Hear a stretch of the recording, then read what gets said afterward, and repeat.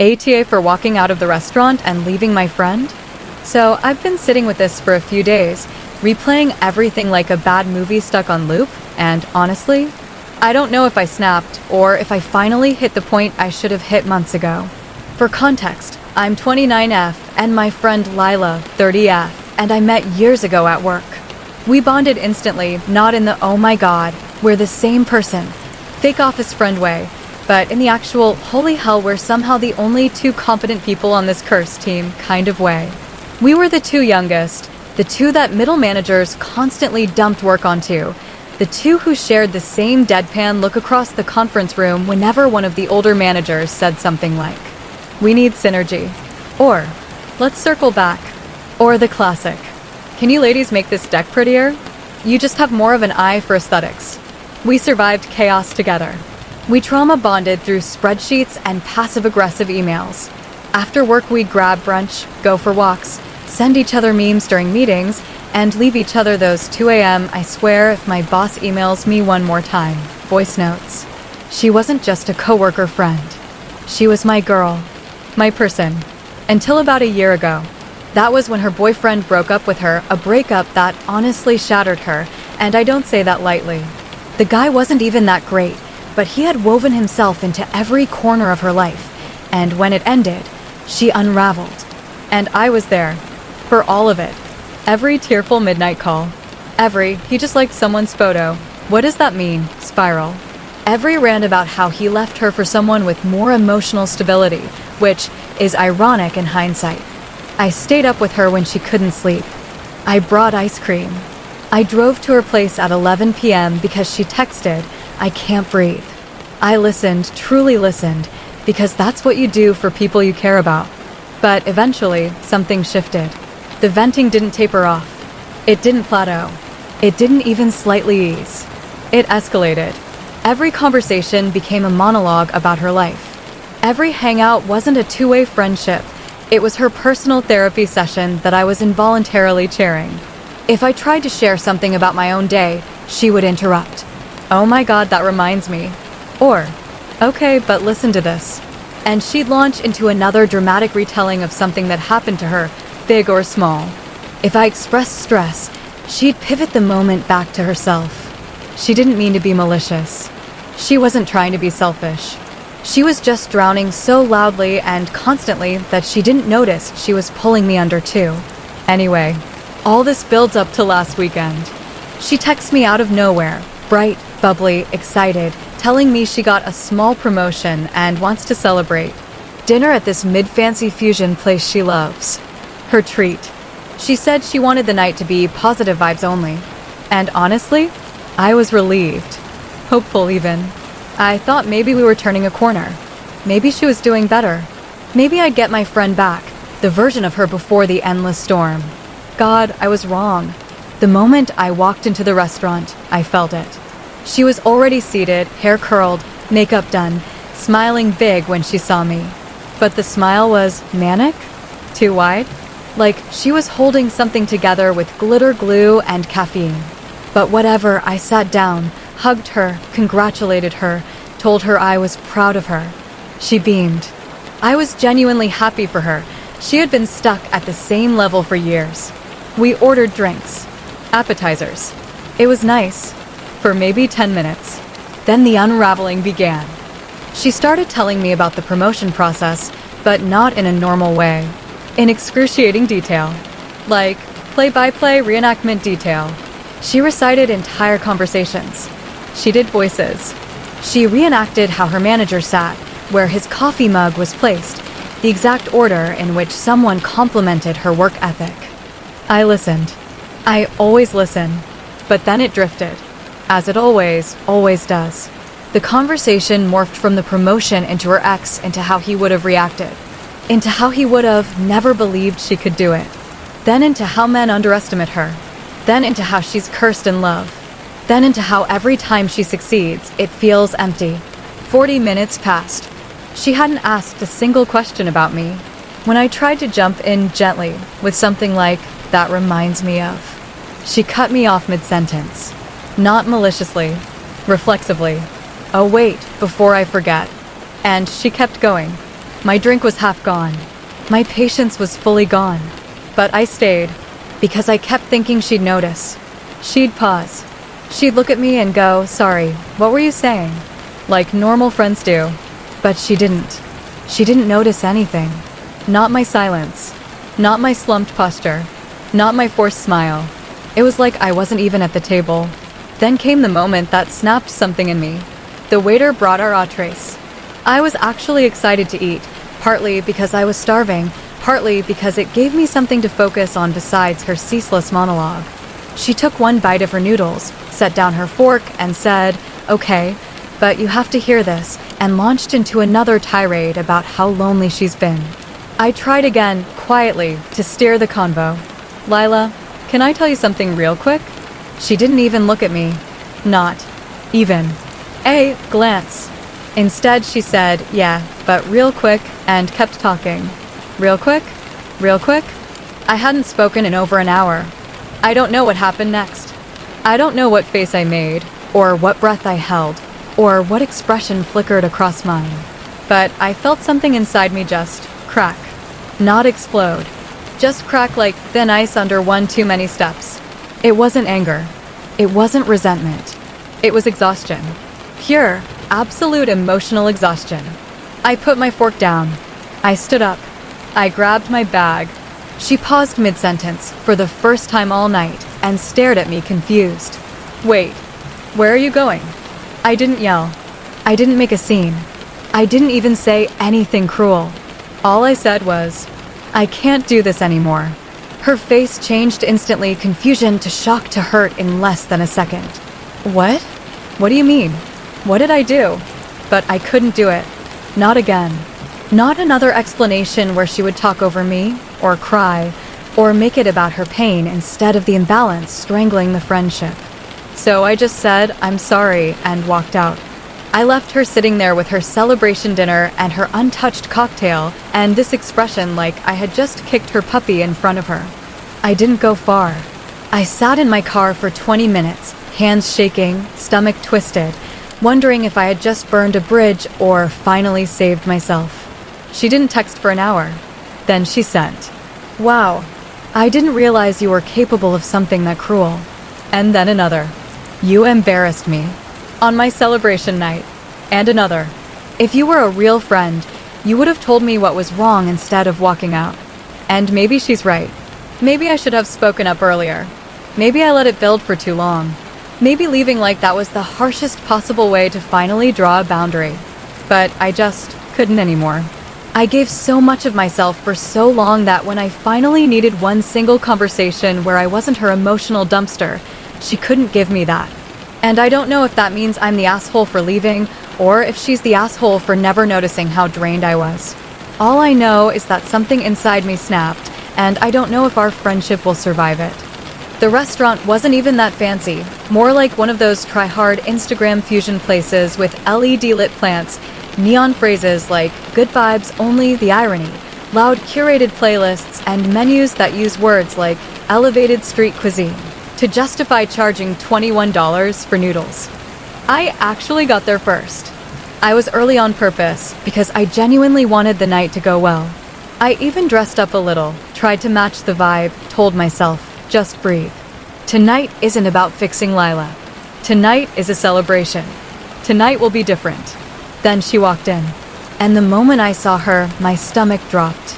She looked not celebratory, not happy, not glowing or proud like someone who'd just gotten a promotion. She looked frazzled. Her hair was slightly messy, like she'd run her hands through it too many times. Her bag hung off one shoulder like it was dragging her down. Her eyes darted around the restaurant like she was already overwhelmed. She sat down with a sigh, not the long day kind of sigh, but the "my soul is exhausted" kind. Before I could even say congratulations, she launched into it. "They only promoted me because they felt bad," she said, immediately waving her hands, almost swatting away the idea that she could have earned something. "I don't even deserve it. It's not even a real promotion." I blinked. We hadn't ordered drinks. We hadn't said hi properly. We hadn't even opened the menus. I tried to reassure her. "What are you talking about?" I said gently. You've literally been carrying that team. This is overdue." She shrugged, but not the kind that means you might be right. It was the kind that means I'm not absorbing anything you're saying. Anyway, she muttered, staring at the table, whatever. It's all pointless. Everything is pointless. Cool. Amazing start. Love that for us. I really tried to steer things. I asked questions. I made jokes. I complimented her outfit. I reminded her of the good things. I tried to pull her back to the reason we were there, but every attempt slid right off her and sank. She circled back to her ex, then to her coworkers, then to how the promotion just proves nothing matters, then to how she thinks she peaked at 27, then to how she's tired of being alive, but not in a scary way. It was like watching someone dig themselves into a hole while screaming that they hate being underground. Finally, our food arrived, and I let myself hope. Food calms people. Food resets the mood. Maybe she'll take a breath. Nope. The moment the plates hit the table, she picked up her fork like she was preparing for battle. She stabbed at the noodles, took one bite, made a face like she'd just licked a battery, and muttered, "This is cold." I paused mid-bite. "Oh, do you want them to remake it?" Before I could even get the sentence out, the server, who had been walking past, leaned over politely and said, "I can reheat that or bring out a fresh one." Lila cut him off with a sharp, annoyed snap. "No, it's fine. I'll just eat it like this, I guess." The server froze, then forced a smile and left. I wanted to sink under the table. I leaned in and whispered, "Hey, you okay? Maybe we can just." And she cut me off again. "I wish people would stop trying to fix everything for me," she said, staring at her food like it had personally betrayed her. "You don't understand what it's like." That one landed rough, like a slap wrapped in velvet, because I had been trying. For months. Exhaustingly. Quietly. Loyally. I took a breath. Told myself she's overwhelmed. She's spiraling. Don't take it personally. I tried again to pivot the night. I brought up a funny story from work. I tried to steer things toward lighter topics. I tried to break the heaviness. But she wasn't listening. Not to my voice, not to the room, not even to herself. She was sinking deeper and deeper into her own misery and pulling the entire atmosphere with her. And then she said something small, but sharp, something that pierced the thin emotional layer I was using to hold myself together. She said, with this bitter little laugh, "You always try so hard to make everything okay, like you're afraid to deal with real emotions." I froze. Because what? What? It wasn't a scream. It wasn't a tantrum. It wasn't even said with anger. It was said with casual resignation, like she was stating a fact. Like she was diagnosing my personality. Like she understood me better than I understood myself. It was the tone. The tone did it. The tone that suggested she saw me as someone lesser. Someone fragile. Someone who couldn't handle real problems. Meanwhile, I had been the one holding her emotional world together with duct tape for a year. My jaw tensed. My chest burned. My vision blurred for a second. I swallowed and asked quietly, "What does that mean?" She shrugged again, that dismissive, flippant shrug I had grown to despise. "You're just always trying to be positive. It's like you can't handle it when things are actually bad." My hands curled under the table. Because I could handle things being bad. I handled her being bad. Over and over and over. I handled her crying on my couch. I handled her 2 a.m. spirals. I handled her lashing out. I handled her silence when I confided in her about my own problems. I handled everything she threw at me while getting nothing back. And now she was accusing me of not being able to handle real emotions? That was the moment something inside me clicked. Not shattered this time. Not cracked like before. Clicked. Like a switch flipping. It was the moment I realized. She didn't see me as a friend anymore. She saw me as a support system. A safety net. A therapist. A warm body that existed to absorb her feelings. I sat there, staring at her, realizing she had no idea what she was doing to me. No idea how suffocated I felt. No idea that her pain had grown so loud she couldn't hear mine at all. And then, just as I was sitting in that realization, she said the sentence that fully did me in. It was the casualness that did it. The absolute breezy, offhand way she leaned back in her chair, took a sip of her drink, and said, "Honestly, I feel like I'm always supporting everyone else, but no one is ever really there for me." I literally choked on my water. I sputtered, wiped my mouth, blinked at her like she had just said the sky was green. "Lila, what? I've been there for you nonstop. Every day. For months. What do you mean no one is there for you?" She rolled her eyes slightly. Rolled. Her eyes. Like I was being dramatic. She sighed loudly, one of those long, put-upon sighs meant to communicate that she was the exhausted victim of the world. "You listen," she said, waving a hand dismissively, "sure. But you don't really get it. You're always calm. You don't have problems like I do. Your life is easy." I just stared at her. Because no, not only was that unfair, it was painfully untrue. My life is not easy. In the past few months alone, my relative died unexpectedly. I've been drowning in medical bills. My job has been draining the life out of me. I've been waking up anxious. I've been exhausted, mentally, physically, emotionally. But she didn't know any of that. Because every time I tried to talk, every time I tried to share even a sliver of my life, she'd cut me off, pivot the conversation, or act like my problems were side quests to the main storyline of her suffering. And something inside me, something tight and wound up and neglected, snapped into place. For the first time in months, I didn't swallow it. I didn't deflect. I didn't minimize myself to protect her spirals. I looked her straight in the eyes and said softly, "I do have problems, Lila. You just never let me talk about them." The change in her was instantaneous. Her eyes widened like I had slapped her across the face.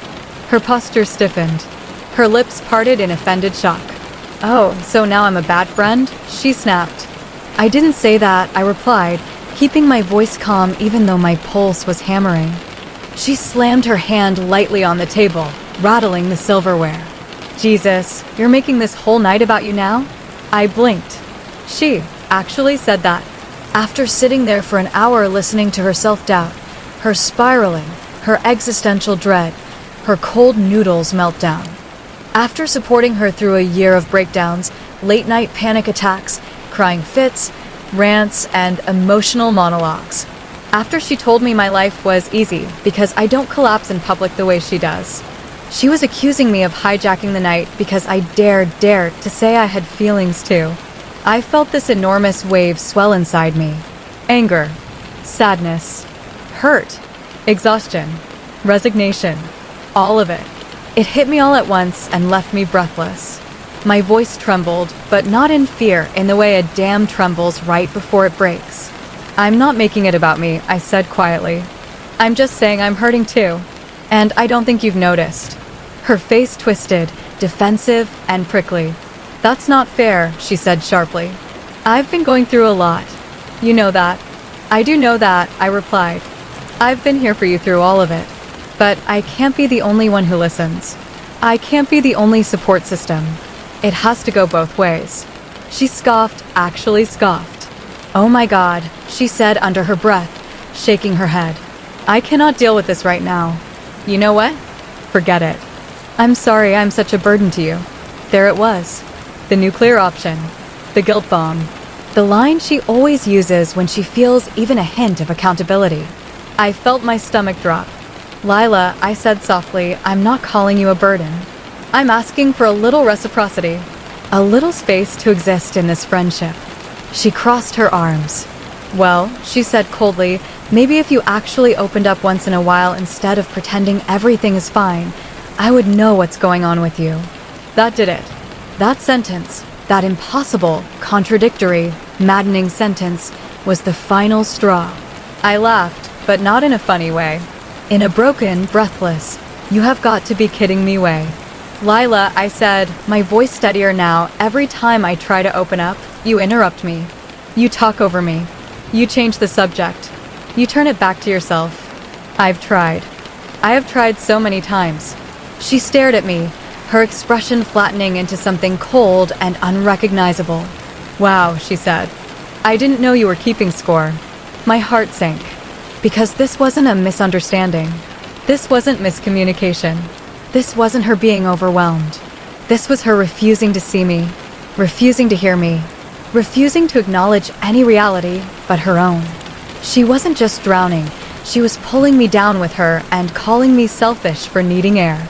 And in that moment, something in my chest quietly, finally, painfully broke. The waiter came by to refill water, paused when he felt the tension, and silently walked away. The music thumped in the background. The neon signs glowed, taunting. My food sat untouched. My hands were shaking. I realized I couldn't breathe in that booth anymore. Couldn't breathe in that friendship. Couldn't exist in a space where my hurt was considered an inconvenience. I looked at her, really looked at her, and she wasn't my friend anymore. Not the friend I used to know. Not the girl who laughed with me at work or sent memes at 1 a.m. Not the person I bonded with. This version of her had swallowed the old her whole. And that's when the decision formed sudden, quiet, absolute. I was done. I didn't yell. I didn't cry. I didn't make a scene. I simply said, I can't do this. And I stood up. Her eyes widened in disbelief. Wait, what are you doing? Sit down. But I didn't. Because if I sat back down, I'd disappear again. I grabbed my bag, took one last look at her, at the confusion, the frustration, the indignation on her face, and I walked out. And that moment is where everything shattered. I stepped outside into the cool evening air, letting it wash over me like a reset button I didn't know I needed. My heart was pounding, my hands shook slightly, but there was relief. A heavy, suffocating weight had lifted, and I could finally breathe. I sat down on the curb for a moment, my bag resting on my lap, and just stared at the glowing neon signs behind me through the restaurant windows. Inside, Lila was still at the table, probably fuming, probably crying, probably thinking she had just been abandoned by the worst friend in the world. I couldn't go back. Not tonight. Not after everything that had been building for months, years even. She had crossed a line I couldn't ignore anymore.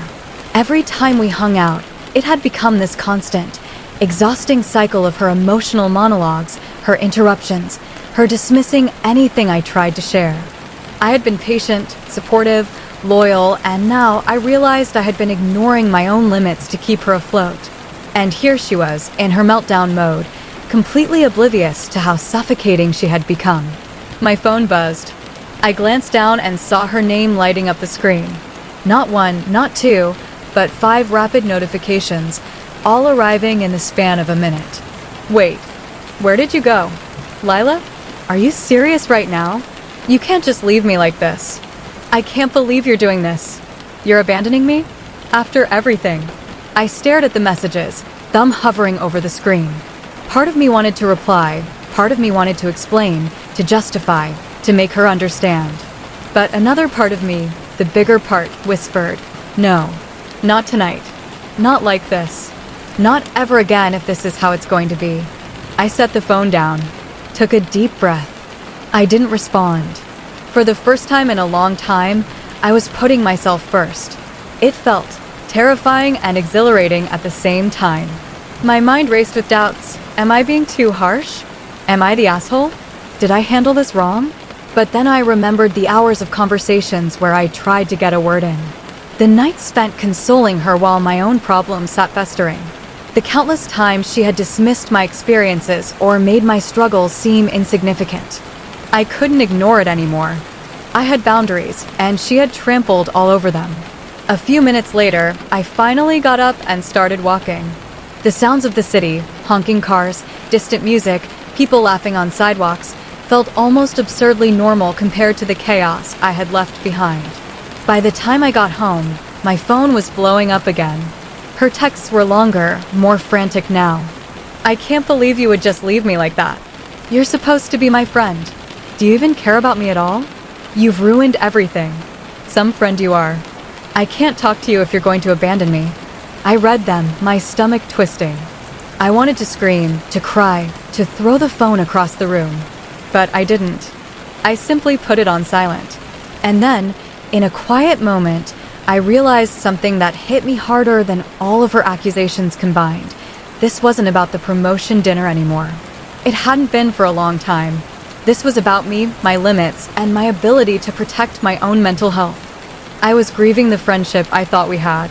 The version of Lila that laughed at my dumb jokes, that celebrated life's little wins, that listened to me as I listened to her.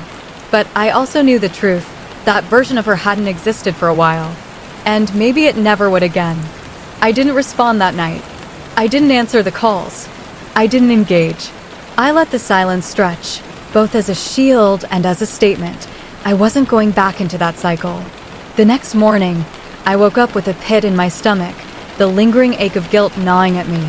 But alongside it was clarity, painful, cold clarity, that some friendships are unsustainable, no matter how much love, history, or loyalty is involved. And somewhere deep inside, I knew this would be the story people would debate for weeks. Was I the asshole for walking out? Or was she the one who had crossed a line too many times? The texts kept coming for days, increasingly desperate, increasingly accusatory, increasingly manipulative.